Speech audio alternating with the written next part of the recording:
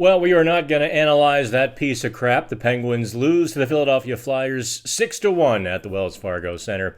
I am Dan Kingerski on the Pittsburgh Hockey Now platforms. Welcome to my downtown Philadelphia hotel. I wish I had some better background. It really is a nice room, but if I turn that way, you're just going to see mirrors in like the back of my head. And, well, you don't need to see my bald spots. No. So we're going to, instead of doing analysis of the game from Tuesday night, here's all the analysis that you need. The Penguins stunk. They absolutely, on a cracker, stunk. From the beginning through the end, they were, I realize my credential's still on too. They were brutal. Mike Sullivan, let me grab Mike Sullivan's wonderful quote here. Because, Alex Nedeljkovic took a lot of the blame for the loss. I mean, he blamed himself. And listen, he got beat pretty good on Tuesday. I would say, 3 of the first 4 goals, stoppable, if not, should be stopped. He felt the same way. I think Mike Sullivan was pretty mad at his team and wasn't about to let his goaltender fall on the sword for them. Because, the team did nothing to help him out. So let me grab Mike Sullivan's quote here. Besides this one, goaltending has got nothing to do with it tonight. We simply weren't good enough as a team. Ned is a good goalie. Goaltending has nothing to do with it. Let's see, where's the other, the scathing quote here? Here you go. Sullivan just kind of, we were expecting a 30 to 40 second, one-word answer sort of things. Those Mike Sullivan post games. Tuesday night, he was actually talkative, although what do you ask after garbage like that?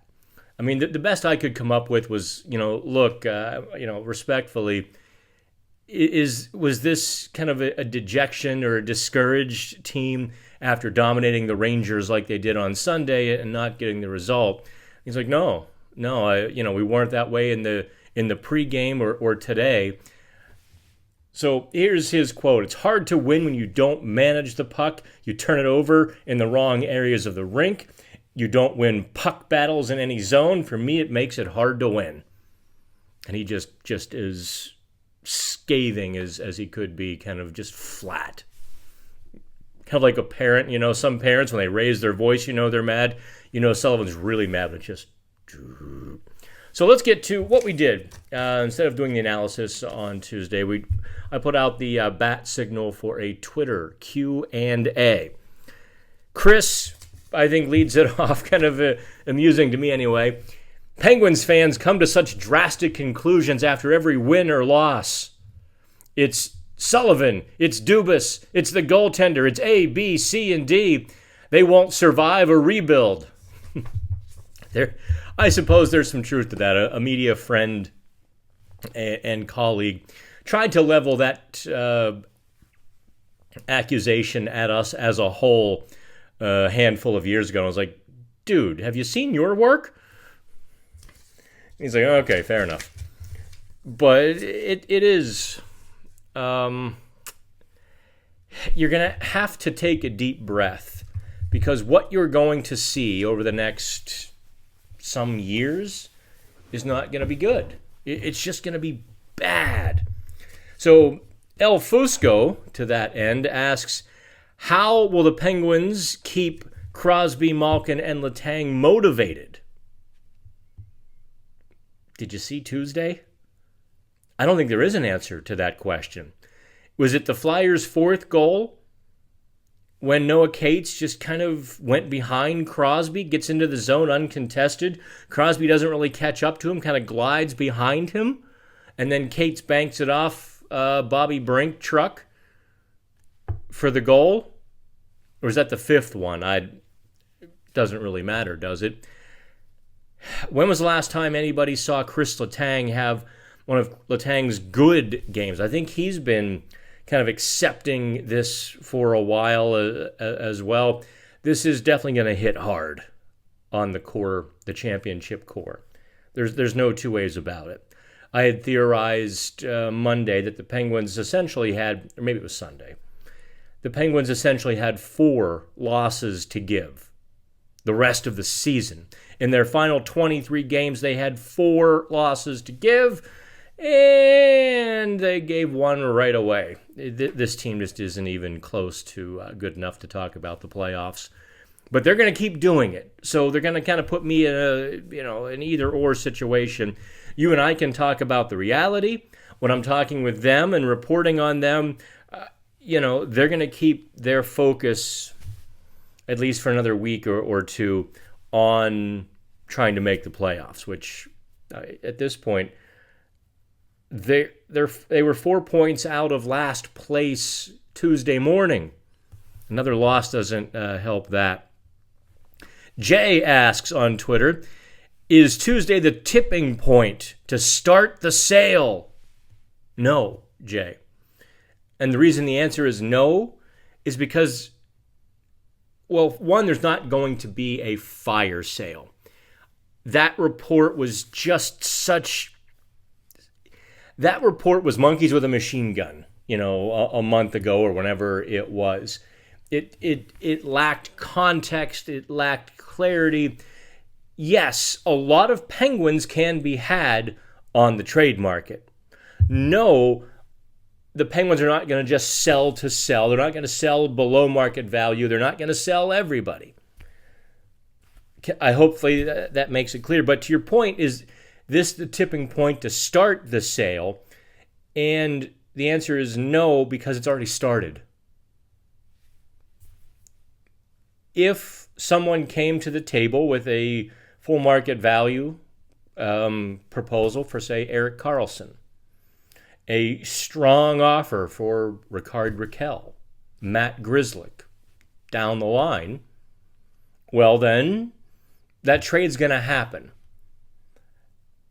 They didn't need to lose Tuesday night for any of that to be true. Tuesday was about the dagger in the heart.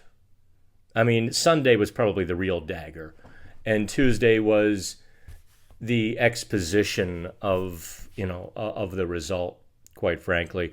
They can be okay and seem encouraged, but when you hit the ice, the other team scores on the first goal or the first shot, and you're like, we suck. Oh no, we suck again. That's just what's going to happen.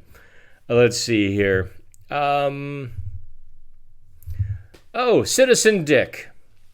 How do we quiet all of the fans screaming for Mike Sullivan and Kyle Dubas to be fired? Well, you're not. I will say this. I mean, obviously Dubas is not yet 2 years into his tenure. I'm writing a column Monday morning because this really begins the Kyle Dubas era.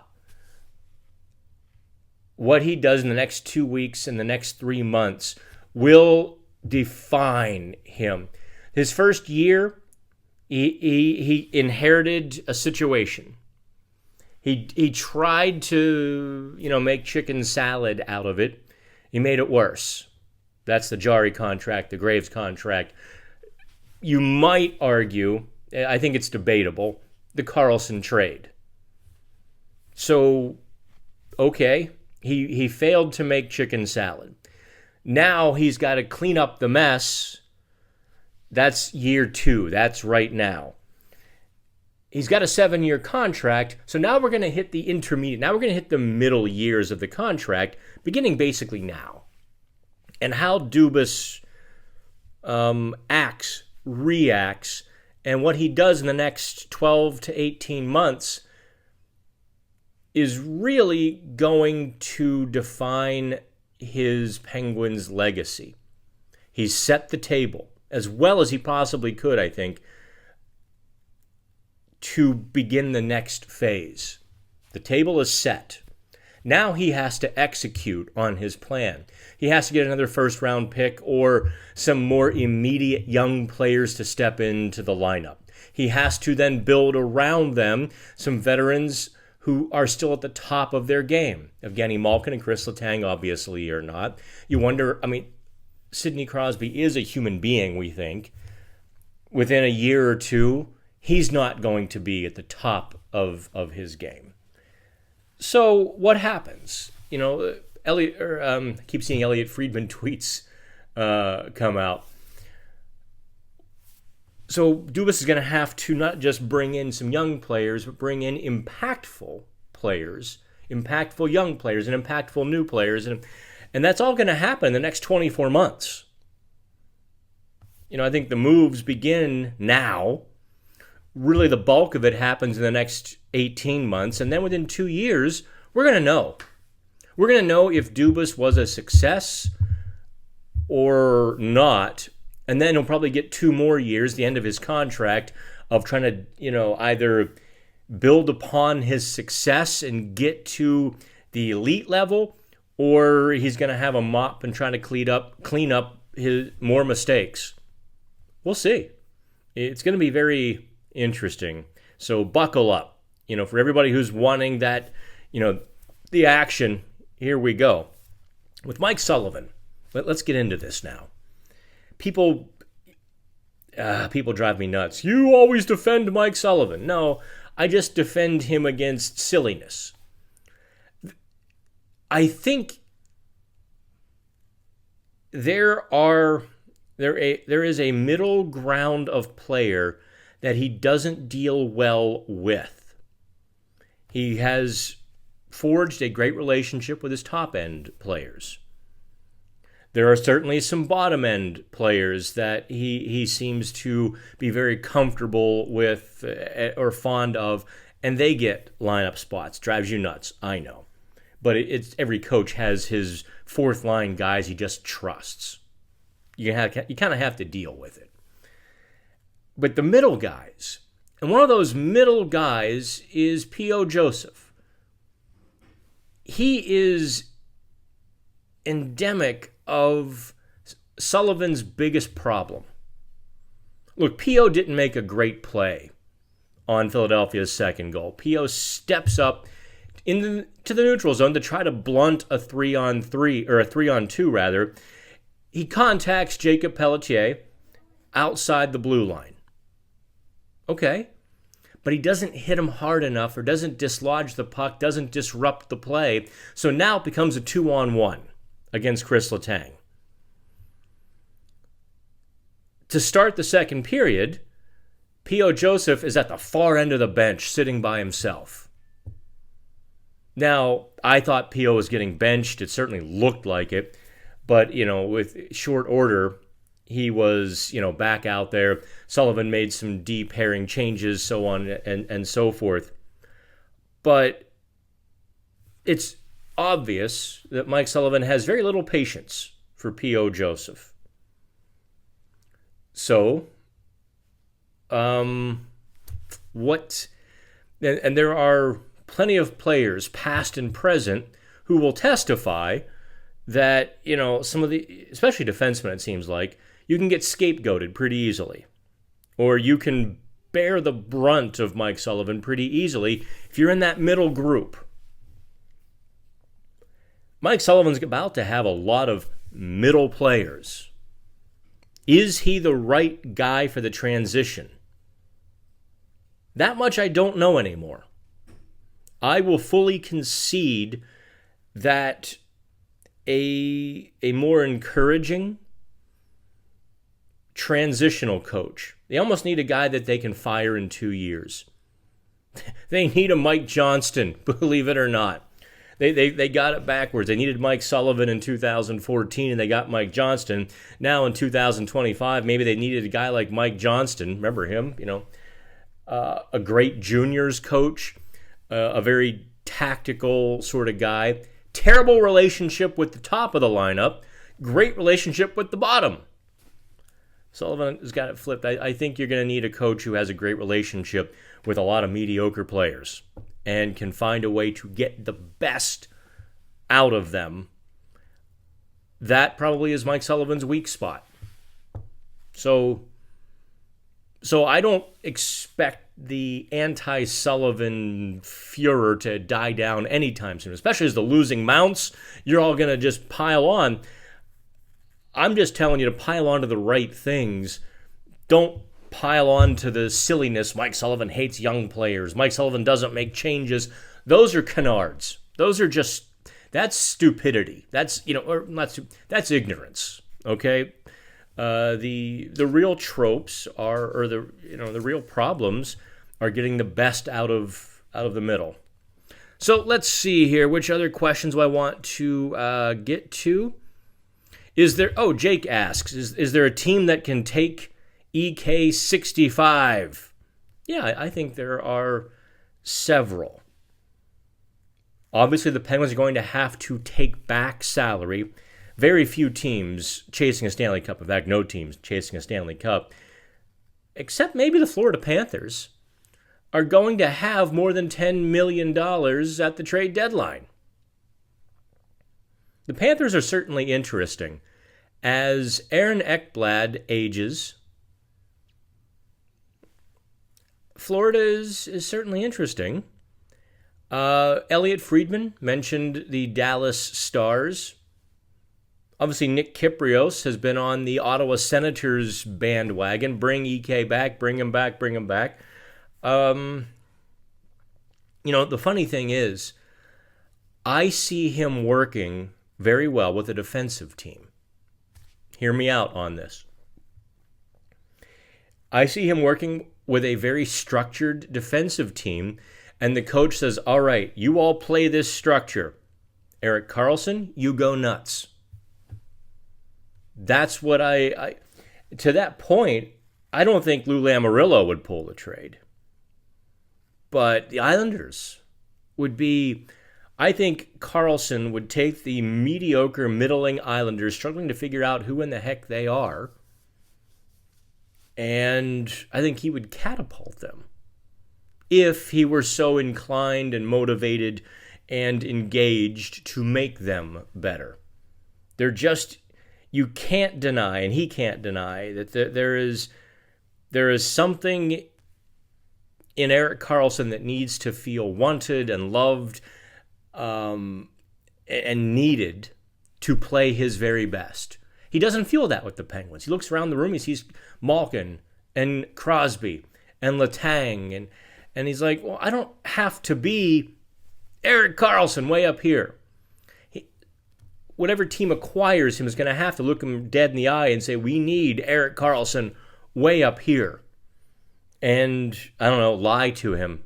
Tell him that they changed the game plan just for him. I don't know.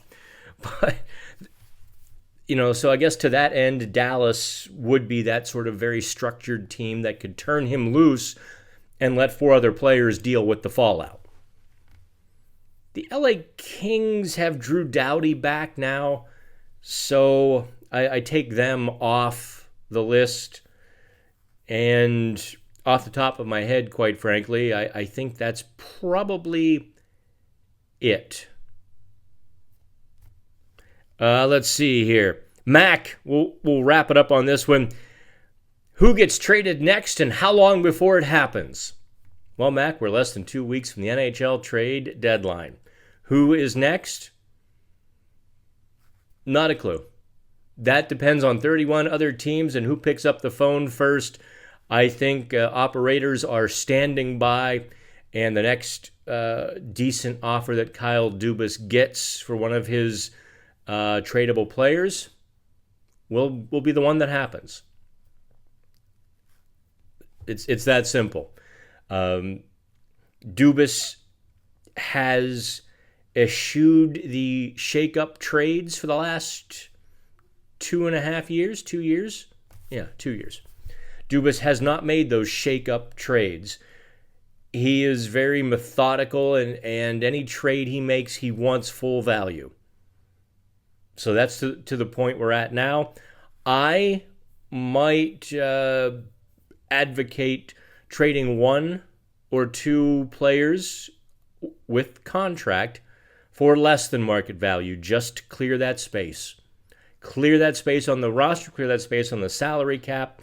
I think a few trades for young players coming back this way, be it, giving up draft picks or whatnot, with a ton of salary cap spaces, I think he's done well to set himself up for that opportunity, and I would cash in on it without waiting to get full value, because you might never get it. It'd be better to have it and let free agents see you have it. Telegraph what you're going to do next so that free agents don't re-sign with their team. They're like, oh, maybe Pittsburgh's an option. What do you think? All right, comment, like, share, please. All right, have fun, kids. I am driving back from Philadelphia Wednesday morning. Dave and Shelley will have the coverage. If there's any trades, I'll stop at one of the many roadside, those little things there. Boy, the things you see in Philadelphia. Here's a joke for you. I should, instead of a joke, describe what I had to see coming off the Philadelphia subway. That was, I've never quite seen a push and pull like I saw on Tuesday when I went to Pat's, King of Steaks there in Passyunk Square. I had to get, I had to get off the Federal and Ellison exit. So these three old guys are sitting in the nursing home, and the first guy says, every morning, 6 o'clock, I try to pee, and it's just a dribble. It's pushing and stopping and pushing and stopping. It takes forever. And the second old guy looks at him and goes, every morning at 6:30, I have to do number 2. It's pushing, stopping, pushing and stopping. It takes forever. It hurts. It's terrible. The third guy looks at both of them and says, every morning at 6 a.m., I've got a clear stream when I do number 1. It's like a waterfall. They look at him, what? Every morning at 6:30, I get up. I've already screwed up the joke. Every morning at 6:30, I take a healthy number 2. Every morning.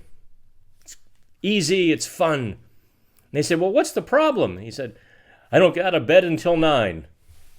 All right, so there you go. Have fun. We'll talk soon. And, later.